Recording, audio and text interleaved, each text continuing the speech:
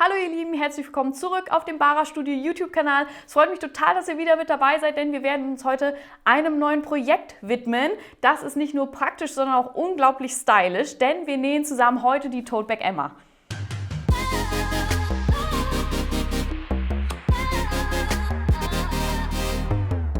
Ich bin Christina, ich bin die Gründerin von Bara Studio und ich verspreche euch, am Ende dieses Tutorials werdet ihr nicht nur diese mega schöne Tasche haben, sondern auch ein paar neue Nähfertigkeiten beherrschen. Falls euch der Gedanke, eine eigene Tasche zu nähen, ein bisschen einschüchtert, kann ich euch die Sorge auf jeden Fall nehmen, denn wir werden in diesem Tutorial alles Schritt für Schritt zusammen durchgehen. Wir starten beim richtigen Zuschnitt. Ich zeige euch, wie man die Tasche richtig näht und natürlich auch, wie man diesen mega geilen Print aufbringt. Außerdem teile ich auf dem Weg auch ein paar Tipps und Tricks, damit ihr an kniffligen Stellen nicht die Fassung verliert. Ich erkläre jetzt noch mal kurz die Tote Bag im Detail.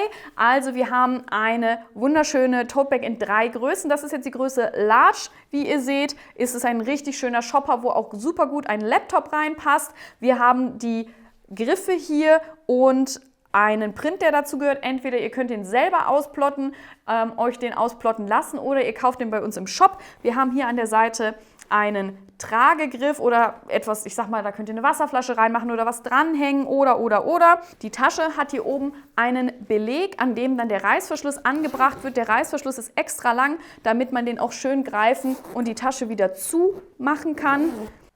Optional könnt ihr auch eine Innentasche dazu nähen. Die habe ich bei diesem Tutorial leider vergessen einzunähen, aber ich habe sie natürlich für euch genäht. Also diese Innentasche würde dann natürlich in dieser Tasche drin sein. Hier habt ihr 2 Fächer, in denen ihr dann auch was verstauen könnt. Die Tasche wird mit einem Taschenfutter verarbeitet, welches aufgeklebt wird. Also das ist ein spezielles Futter, welches auf der einen Seite einen Twillstoff hat und auf der anderen Seite eine Klebeeinlage, so dass ihr von innen auch eine schöne Tasche habt. Das Taschenfutter könnt ihr bei uns auch im Shop kaufen.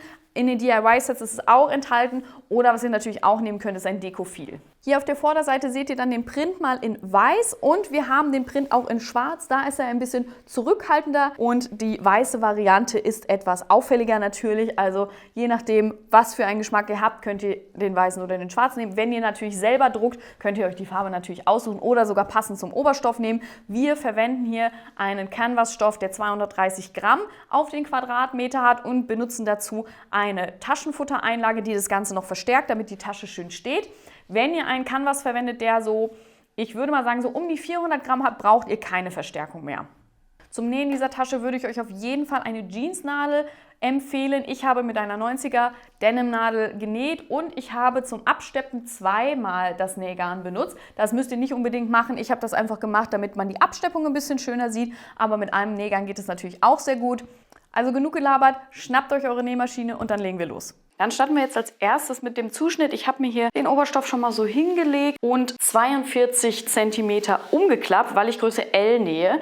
In Größe M klappt ihr dann 32 cm um und Größe S 40 cm. Denn diese Teile, die ich hier hingelegt habe, die brauchen wir in doppelter Stofflage. Einmal haben wir hier den Reißverschlussbeleg, dann haben wir den äußeren Träger. Der äußere Träger wird nochmal zugeschnitten. Das heißt, hier müsst ihr ein bisschen mehr Platz lassen, dass der noch ein zweites Mal hier hinpasst. Dann haben wir hier das Seitenteil, den inneren Träger und optional, wenn ihr noch einen Taschengurt haben wollt, den Taschengurt. Bitte achtet darauf, das auch wirklich so zuzuschneiden, weil die anderen Bereiche hier brauchen wir dann später noch für die einfache Stofflage. Die Teile schneide ich jetzt aus und dann können wir in der einfachen Stofflage weitermachen.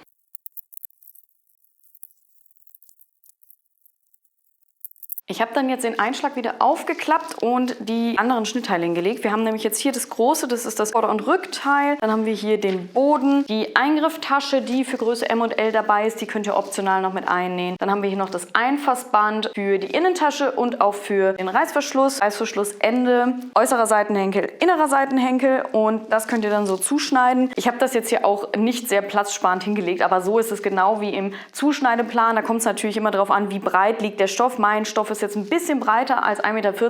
Deswegen ist das jetzt hier natürlich alles sehr lose hingelegt. Ihr könnt es natürlich auch ein bisschen platzsparender hinlegen. Achtet nur auf jeden Fall darauf, dass der Fadenlauf immer richtig ist. Wichtig bei den Einfassbändern ist, dass sie im schrägen Fadenlauf zugeschnitten werden, damit sie sich schön um die Kanten legen. Denkt auch unbedingt dran, wenn ihr ausschneidet, dass ihr die Knipse und auch die Bohrlöcher mit übernehmt. Wir haben nämlich hier oft solche runden Markierungen, die weiter im Schnittteil liegen. Das sind Bohrlöcher, die sind wichtig, um nachher die Position des Taschenfutters zu definieren. Denn unser Taschenfutter ist kleiner als die Oberstoffteile, weil die Nahtzugaben dann nicht so dick sind. Und da müsst ihr sehr genau arbeiten. Dafür haben wir dann diese Bohrlöcher an ganz vielen Teilen. Die müsst ihr unbedingt mit übernehmen. Ich habe mir hier so einen kleinen Kreidestift genommen und habe damit einfach das Loch durchgestochen und dann da den Punkt markiert. Wir machen weiter mit dem Zuschnitt von dem Taschenfutter. Das hier ist jetzt ein Futter, was man aufbügelt auf den Oberstoff. Da ist auf der Rückseite hier eine Beschichtung drauf, die klebt, wenn man sie heiß macht. Und dann kann man das Futter so verwenden, ohne dass man noch ein zusätzliches Futter zum Schutz nehmen muss. Also so eine Einlage muss man ja sonst immer mit einem Futter nochmal doppeln, damit es nicht beschädigt wird. Das hier kann man rein als Futter benutzen. Also diese Oberfläche hier, das ist ein Twillstoff, in diesem Fall so ein Natur-Twillstoff. Der sieht so ein bisschen aus wie so ein Baumwollstoff in Ikea.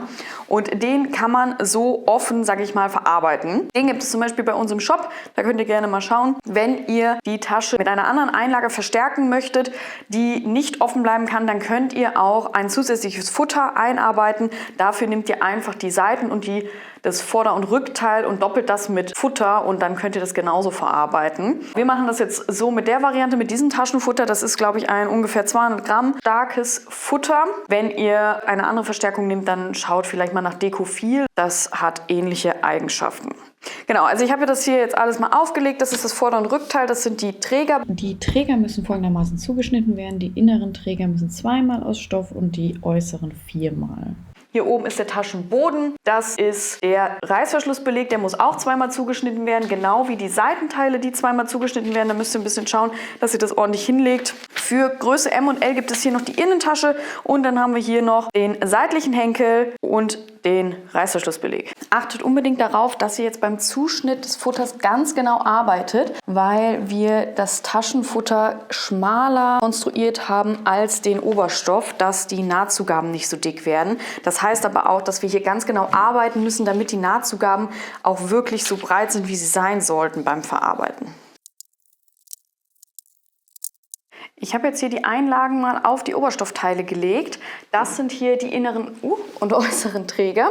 Dann haben wir hier den Taschenboden, die Seitenteile, Reißverschlussende, Innentasche, äußerer Henkel, Vorder- und Rückteil. Und hier bei den Reißverschlussbelegen, da legt ihr die Verstärkung an eine der oberen Kanten und legt sie dann bündig mit dem Bohrloch, was hier unten ist. Also hier haben wir an 3 Seiten die Nahtzugabe überstehen, an den anderen Teilen eigentlich an 4 Teilen, an den Trägern oben und unten und die Innentasche ist komplett fixiert. Zum Beispiel hier an den Seitenteilen seht ihr auch, hier ist oben ein größerer Abstand, weil hier die Nahtzugabe länger ist. Da orientiert euch auch an den Bohrlöchern, die wir hier überall haben, um das Futter dann richtig anzulegen. Ich fixiere das Ganze dann jetzt mit dem Bügeleisen. Einlagen solltet ihr immer mit gutem Druck und ohne Dampf bügeln. Die Temperatur ist immer abhängig davon, was für eine Einlage ihr verwendet. Schaut da gerne dann beim Hersteller, welche Einlage da vorgesehen ist. Startet lieber ein bisschen kälter, sag ich mal, und tastet euch dann langsam hoch und werdet wärmer, wenn ihr merkt, dass es noch nicht ganz hält. Aber wichtig ist immer, einen guten Druck auszuüben. Also legt euch gerne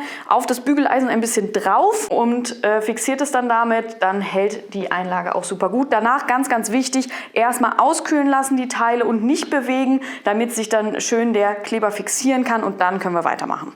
Zeichnen uns jetzt die Trägerposition an. Dafür nehmt ihr euch euer Vorder- und Rückteil, also das größte Stück. Und dann markieren wir einmal die mittlere Linie hier von oben nach unten. Da ist auch oben und unten ein Knips. Und die Knipse an der Seite, die oberen 2 und die unteren 2 verbinden wir miteinander, so dass wir dann da die Trägerposition haben und das exakt aufnähen können. Bei Größe L ist das ein bisschen tricky, das anzuzeichnen, weil auch ich habe hier kein Lineal, was lang genug ist. Also ich nehme jetzt hier 2 Lineale und lote das dann so rüber. Was ihr aber auch machen könnt, ist, dass ihr euch ein Maßband nehmt und das möglichst gut spannt. Vielleicht kann euch dann da jemand bei helfen oder ihr guckt, dass es so einigermaßen gerade ist, lasst eine Seite los und versucht es dann so anzuzeichnen. Das ist ein bisschen tricky bei der Größe, aber das bekommen wir, glaube ich, so ganz gut hin. Wir starten jetzt mit der Innentasche, denn für Größe M und Größe L könnt ihr euch eine Innentasche dazu nähen. Wenn ihr diese Innentasche nicht haben möchtet, dann springt einfach weiter, wenn wir den Reißverschlussbeleg annähen. Als erstes nehmt ihr die unfixierte Tasche und klappt sie einmal zur Hälfte um. Da habt ihr auch einen Knips und bügelt das Ganze in den Bruch. Wenn ihr die Tasche gebügelt habt, steppt ihr einmal hier oben die Kante knappkantig bei 0,3 cm ab. Dann nimmst du die bereits gebügelte Tasche und legst sie rechts auf das andere Innentaschenteil auf die rechte Seite. Also wenn ihr hier die Fixierung habt, einmal umdrehen und legt sie so hier drauf. Dann schnappt ihr euch eure Steppschablone für die Eingrifftasche und die könnt ihr dann anlegen und einmal hier in der Mitte absteppen.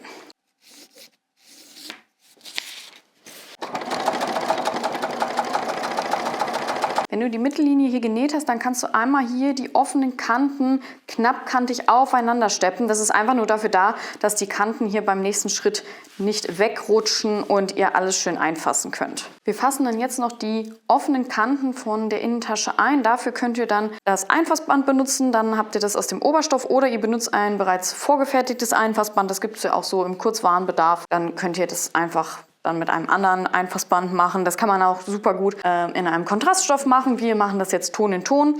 Dafür nehmt ihr euch euer Einfassband, bügelt es einmal zur Hälfte und dann die Kanten auch nochmal 1 cm nach innen umbügeln, so dass wir ein rundherum geschlossenes Band haben, was wir dann hier dran annähen können. Ich habe das Einfassband jetzt gebügelt und ich werde es jetzt erst auf der Rückseite annähen. Dafür nehme ich mein Einfassband, klappe es auf und lege die offene Kante an die Rückseite vom Taschenbeutel. Ich lasse das auch hier bewusst ein bisschen überstehen, denn das Einfassband ist länger als die Kante, die wir einfassen werden, damit ihr da ein bisschen Spielraum habt. Also wundert euch nicht, wenn wir das einmal angenäht haben, dann könnt ihr das nachher oben einfach bündig abschneiden. Das ist eine viel sauberere Variante. Also ich lege jetzt hier das Einfassband an der Kante an und steppe es bei 1 cm ab, also da, wo ich auch den Bügelbruch habe, einmal rundrum und dann klappen wir nachher das Einfassband nach vorne um und steppen es dann vorne auch nochmal ab. Ich habe das Einfassband jetzt angenäht auf dieser Seite. Hier in den Ecken bin ich teilweise ein bisschen großzügig rumgekommen. Also wenn ihr das auch habt, könnt ihr gerne die Ecke ein bisschen kleiner schneiden, dass ihr dann nachher auch das Band richtig rumbekommt, weil hier ist jetzt meine Kante ein bisschen zu weit entfernt. Das schneide ich jetzt noch ein bisschen weg und dann kann ich gleich super gut um die Kante drumherum. So. Das sind manchmal so Kleinigkeiten, das ist aber auch nicht weiter wild. So, und dann kann man nämlich hier super gut um die Kante drumherum legen. Das Band legt sich auch schön, weil es halt im schrägen Fadenlauf zugeschnitten wurde. Dann klappe ich das jetzt hier einmal um die Kante drumherum.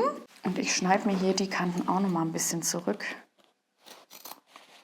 Und dann schaut ihr beim Annähen, dass ihr eure gebügelte Kante von dem Einfassband über die Absteppung, die ihr vorher habt, legt und dann knappkantig feststeppt. So fasst ihr dann auch auf der anderen Seite das Band mit und an beiden Seiten sollte das dann schön clean aussehen. Als nächstes bereiten wir dann die Reißverschlussbelege vor. Das sind diese beiden Teile, wo wir das Taschenfutter an der oberen Kante aufgebügelt haben. Und wir haben hier auch noch ein Einfassband, das wir dann in der Hälfte durchschneiden. Ich bügele das aber erstmal in einem. Also wir bügeln die kurzen Kanten des Reißverschlussbelegs und wir bügeln den Einfassstreifen für den Reißverschluss, genau wie wir vorher auch den Einfassstreifen für die Innentasche gebügelt haben. Also einmal zur Hälfte und dann nochmal beide Kanten nach innen. Und dann können wir den Reißverschluss annähen.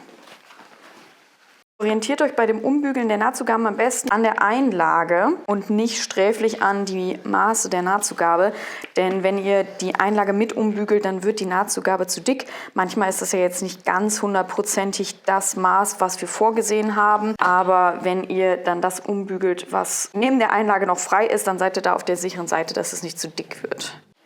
Ihr könnt euch dann euren Reißverschluss schnappen und einmal hier oben die beiden Enden umklappen, sodass ihr bis zum Anfang der Reißverschlusslinie ca. 1 cm noch über sind. Das könnt ihr auch gerne kurz festheften.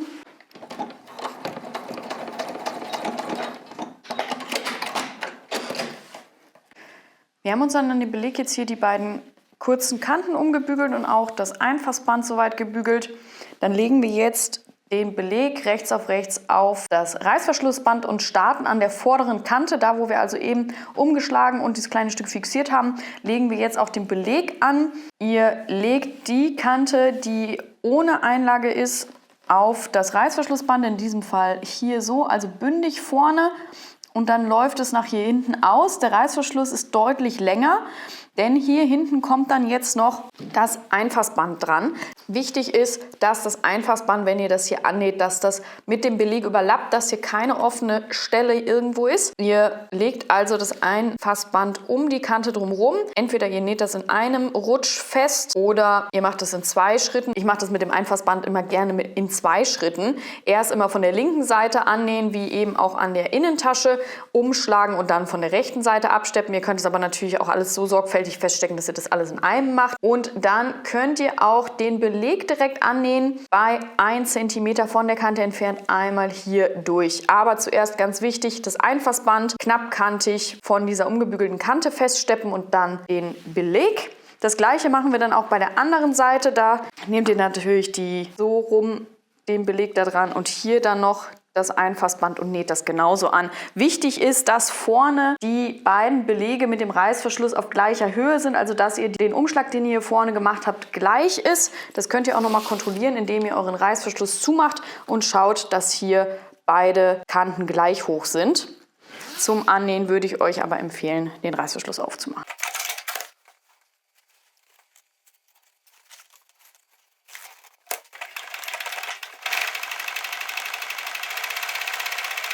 Ihr könnt dann jetzt noch hier am Beleg die Oberstoffteile sorgfältig auseinanderbügeln. Passt auf mit dem Plastikreißverschluss, der kann gerne mal schmilzen. Und dann könnt ihr die beiden Kanten hier nochmal knappkantig bei 0,3 cm festnähen. Und dann können wir auch schon mal das Reißverschlussende bügeln. Das ist dieses kleine Stückchen hier. Da bügeln wir auch einmal rundherum einfach alle Nahtzugaben nach innen um. Ihr bügelt das Reißverschlussende dann auch noch mal einmal in der Hälfte. Ich schneide mir dann jetzt hier die Fransen alle noch mal ab, damit es schön sauber ist. Und dann näht ihr dieses Teil einmal zugeklappt, legt ihr das um das Reißverschlussende und steppt es einmal rundherum schmalkantig ab. Beim Nähen könnt ihr dann noch schauen, dass ihr die Nahtzugaben so ein bisschen nach innen stupst, dass da nichts rausschaut. Und dann haben wir den Reißverschluss auch schon eingenäht. Hier kommen jetzt ganz, ganz viele Lagen aufeinander, also passt auf, das könnte sein, dass euch da die Nadel bricht, wenn eure Maschine nicht stark genug ist. Also vorsichtig nähen und wenn eure Maschine das nicht schafft, vielleicht 1, 2 Stiche auch mit dem Handrad dann weiter nähen. Wir bereiten dann jetzt das Vorder- und Rückteil zu. Dafür bügeln wir die Nahtzugaben oben, also hier oben und hier unten zweimal um. Erst bügeln wir 3 cm um und dann nochmal 1,5 cm. Orientiert euch am besten auch nochmal hier an der Einlage, denn wenn ihr hier ganz genau 3 cm zum Beispiel umbügelt, ihr seht es bei mir auch, es ist nicht hundertprozentig gleichmäßig, aber schaut, dass ihr einfach an der Kante von der Einlage euch orientiert und nicht dann noch mehr von der Einlage mit umbügelt, weil dann wird das irgendwie ein bisschen dick, aber schaut natürlich, dass es gleichmäßig wird. Im nächsten Schritt werden wir dann den Reißverschluss mit Beleg annähen. Darunter kommt dann noch die Innentasche. Also wenn ihr eine Innentasche nähen möchtet, dann kommt die noch darunter. Das seht ihr auch hier auf der Zeichnung. Ich habe sie leider vergessen, deswegen bitte nicht wundern. Aber wenn ihr eine Innentasche haben wollt, kommt die jetzt noch mit dazu. Dann nehmen wir uns den Reißverschlussbeleg und legen ihn mittig an der oberen Kante an. Wir haben ja auch Knipse in der Mitte, um den Beleg richtig zu platzieren. Ihr schiebt den Beleg einfach bis ganz oben zur Bruchkante, klappt die gebügelte Kante darüber und steppt dann bei 1,2 cm von der Kante, also von der umgebügelten Kante knappkantig, einmal den Reißverschlussbeleg fest. Das macht ihr dann genauso auch an der anderen Seite. Also wenn ihr den hier hochklappt, dann macht ihr das da genauso. Wenn ihr an der anderen Seite gesteppt habt, macht ihr das hier auch. Einmal umklappen und feststeppen.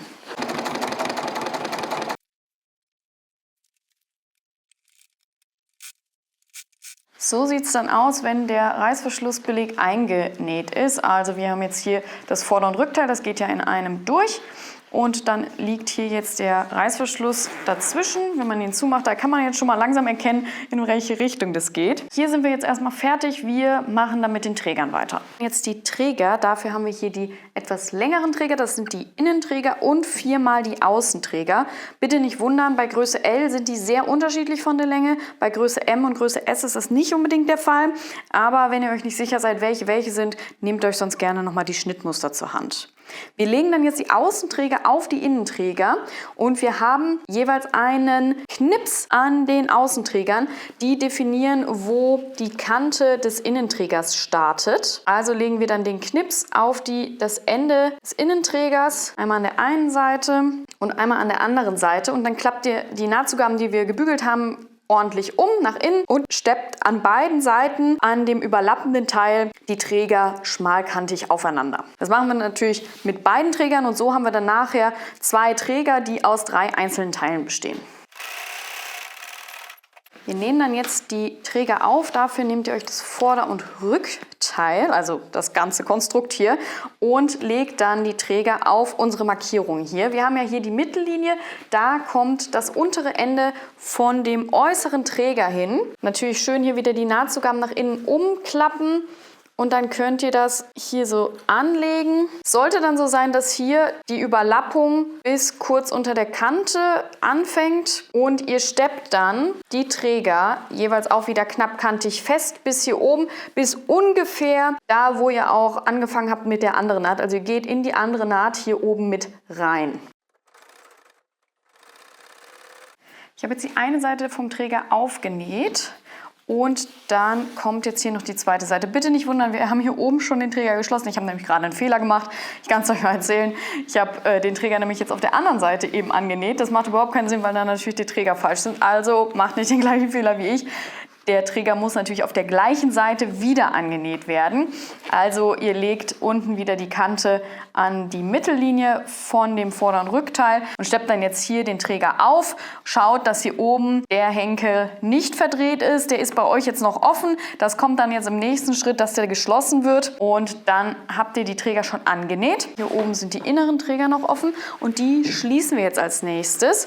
Wir klappen also die Nahtzugaben nach innen um und klappen dann den Henkel auch einmal zur Hälfte um und steppen dann die offene Kante hier wieder knappkantig bei 0,3 cm ab. Beginne die Naht am besten so 2 cm unter dem Ende des äußeren Trägers, dass es schön überlappt. Und dann einmal die ganze Kante entlang. Achtung, hier auch wieder, es ist sehr dick hier in diesem Bereich. Das kann zu Nadelbruch führen, also vorsichtig nähen oder mit dem Handrad. Wir machen jetzt mit dem Boden weiter, das ist dieses Teil hier. Dafür bügeln wir uns an den Längsseiten die Nahtzugaben wieder nach innen um und legen dann das Teil links auf rechts auf unsere Tasche. Wir haben hier jeweils an den Seiten in der Mitte einen Knips, der kommt dann auch auf die Markierung hier in der Mitte. Das haben wir dann umgebügelt und dann könnt ihr auch den Taschenboden schmalkantig bei 0,3 cm feststeppen.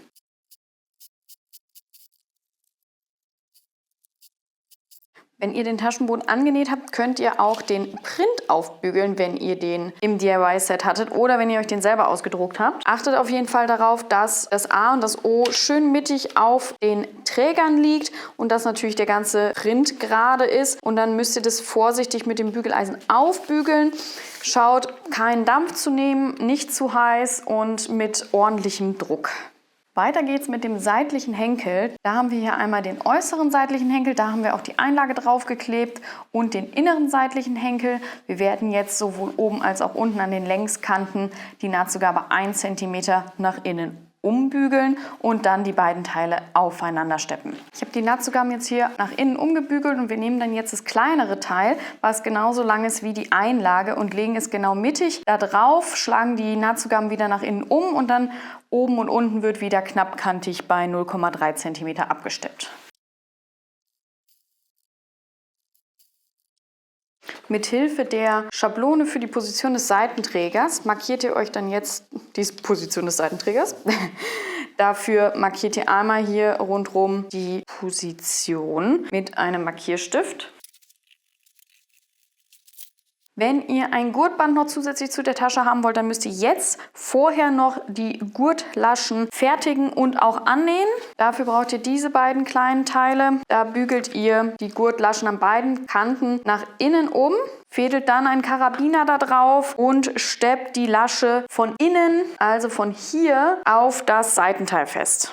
Und da könnt ihr dann den seitlichen Henkel aufsteppen. Dafür klappt ihr die beiden Seiten rechts und links nach innen um und legt sie in dieses Viereck und steppt es dann da fest. Der Henkel soll hier natürlich so ein bisschen rausstehen, also wundert euch nicht, wenn das hier ein bisschen schmaler ist als der Henkel, das ist richtig so. Ihr könnt dann die Enden so mit einem Viereck festnähen, damit es auch gut hält. So, wir bereiten dann jetzt die Seitenteile vor. Dafür bügeln wir oben die Saumkante erst bei 3 cm und dann 1,5 cm nochmal nach innen um. Das hatten wir ja auch schon bei dem Vorder- und Rückteil, da ist das jetzt hier genau das gleiche. Und dann steppen wir die obere Kante bei 1,3 cm ab. Als nächstes nähen wir dann die Abnäher für die Seitenteile. Dafür zeichnet ihr euch die Abnäherschenkel hier nochmal ein, die im 90-Grad-Winkel, sage ich mal, auf die Seitennähte und auf die untere Kante gehen. Ich nehme hier jetzt nochmal mein Schnittteil, denn ich habe die nur teilweise hier noch die Markierungen. So, dann legst du Abnäherschenkel auf Abnäherschenkel, aber rechts auf rechts und nähst dann von der Seite bis zur Abnäherspitze. Hier ist es im Gegensatz zur Kleidung wichtig, dass du die Abnäherspitze verriegelst, dass sie nicht aufgeht. So sehen die Seitenteile dann jetzt aus. Ihr bügelt dann jetzt die Abnäher zur Mitte, also nach hier in die Mitte vom Seitenteil. Dadurch bekommt das Seitenteil dann auch schon mal ein bisschen Form. Ihr seht, wenn ich das jetzt hier so nach innen drücke, dann bekommt das hier schon mal so den richtigen Schwung. Ihr bügelt das jetzt nochmal sorgfältig und dann können wir das an die Tasche annähen. So, wundert euch nicht, ich habe auf der Tasche jetzt 2 Prints drauf, einmal den schwarzen und einmal den weißen, dass ich den besser zeigen kann.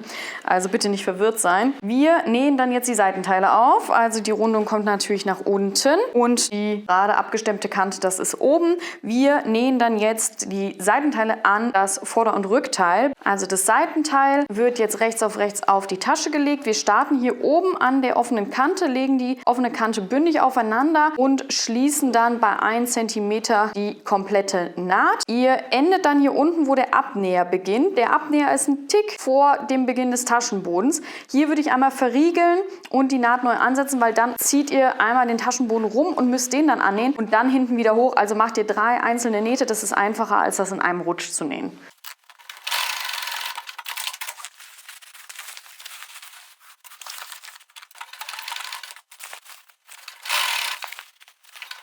Und dann bügelt ihr einmal die Nähte hier alles sorgfältig ordentlich auseinander. Und dann bügelt ihr sie danach links auf links, so dass die Naht hier schön in der Mitte liegt, weil wir steppen dann nachher die Naht einmal komplett ab. Ich habe die Nahtzugaben jetzt hier gebügelt und wir steppen dann jetzt einmal rundherum am Seitenteil bei 1,5 cm die Nahtzugabe ab. Dadurch, dass wir bei 1,5 cm absteppen, verschwindet die Nahtzugabe hier komplett in der Absteppung. Das heißt, innen drin ist dann die Tasche auch schön clean. Achtet darauf, dass der Außenstoff in der Rundung nicht zu stark gedehnt wird und du dadurch keine Falten einnähst oder so. Du solltest auf jeden Fall auf dem Seitenteil jetzt die ganze Zeit nähen. So kann nämlich hier unten die Rundung am besten gearbeitet werden. Also nicht von dem Vorderteil aus nähen, sondern so. Also legst dir so unter die Nähmaschine und stepp dann einmal rundherum ab. Wir starten dann hier oben an der Kante und dann einmal rundherum.